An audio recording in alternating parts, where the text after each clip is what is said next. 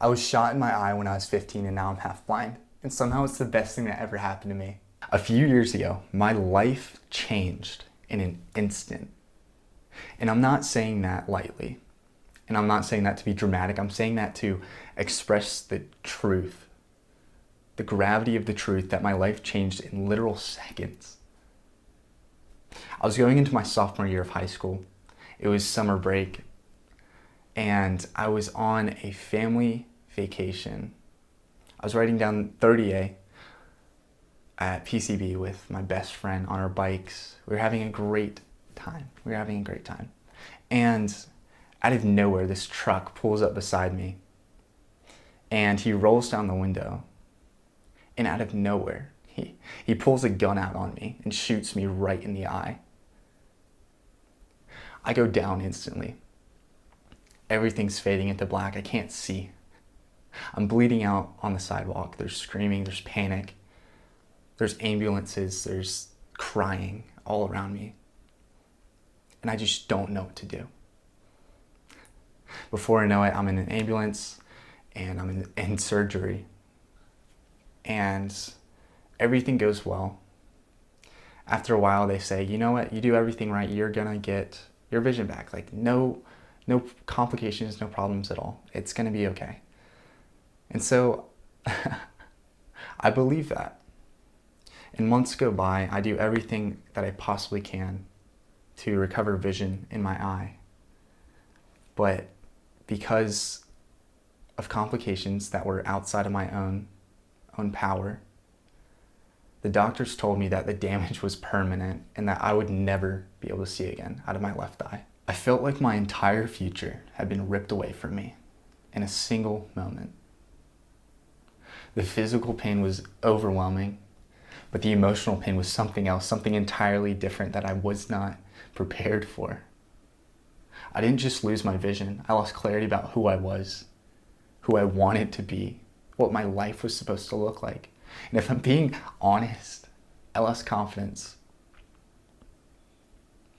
I started wondering if I was still strong enough, if I was still enough.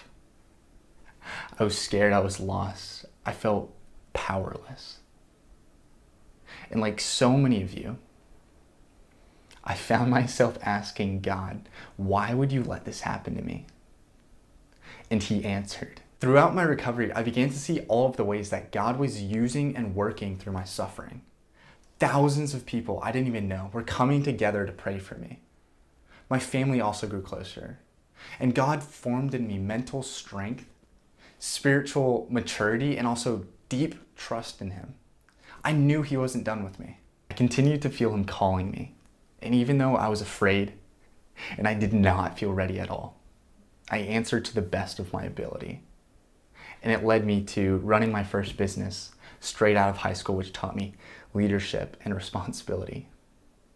And it led me to solo backpacking in Switzerland and Italy, which showed me that I have what it takes. And now to sharing my story and helping other Catholics to grow in discipline, virtue, and excellence so that they too can become the men and women that God is calling them to be. Because God wants great things for all of us. We just have to answer His call. And that's what I'm trying to do. He kept calling and I kept answering. And that's what's led me to be here in front of you today. But what about you? Why are bad things happening in your life? Why am I suffering?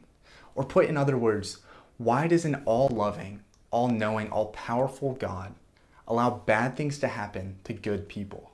Here's an example. It's kind of like if Superman decided enough is enough. He says, okay, that's it. I'm strong enough, I'm fast enough, I'm powerful enough. I'm just gonna stop all crime, all evil. And so he does. And in the process becomes a totalitarian dictator. Why? Because to remove all evil, you have to also remove freedom. So, when someone asks, why does God allow bad things to happen? Look at Superman.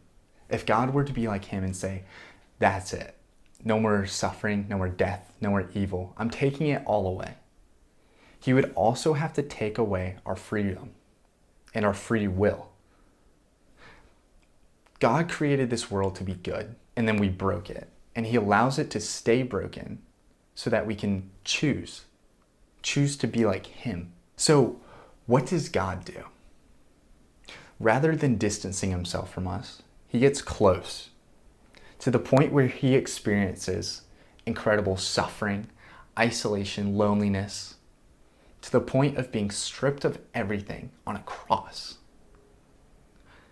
He does not leave us in our pain. He's not passive in the face of it either. He enters into it in the passion. He gets so close that he experiences the fullness of our sin and suffering for himself. And that changes everything. So then what do I do? What do I do with my suffering? Jesus doesn't take away our suffering. He doesn't take away the pain. He enters into it. He transforms it and he redeems it. So that suffering now has meaning and power. But before that transformation happens, we have to do one thing. And it's super easy. We just offer it up. Meaning you take whatever you're carrying and say, Lord, use this. You sit with it, you feel it, and then you give it to him. When you do that, your suffering becomes united to Christ's suffering on the cross. And just as his suffering transformed the world, your suffering can now transform you. And he doesn't stop there.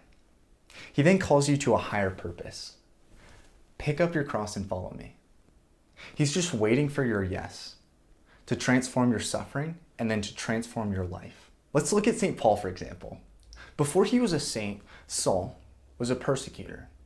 He dragged Christians out of their homes and he approved of killings. He was probably the last person anyone expected for God to choose. But on the road to Damascus, God struck him blind. Not to punish him, but to prepare him. And through his blindness, his heart was opened. And because of that suffering, God raised up one of the greatest apostles in history. Your suffering is not the end of your story. It's the beginning. Your pain is shaping you into the man or woman you're meant to become. So think about who God is calling you to be through this.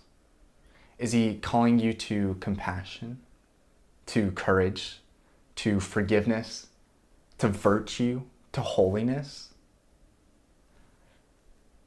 God does not give you suffering to destroy you. He gives you suffering to call you, to shape you, and then to send you. And if you let him, God will turn the hardest parts of your life into the best parts of your story.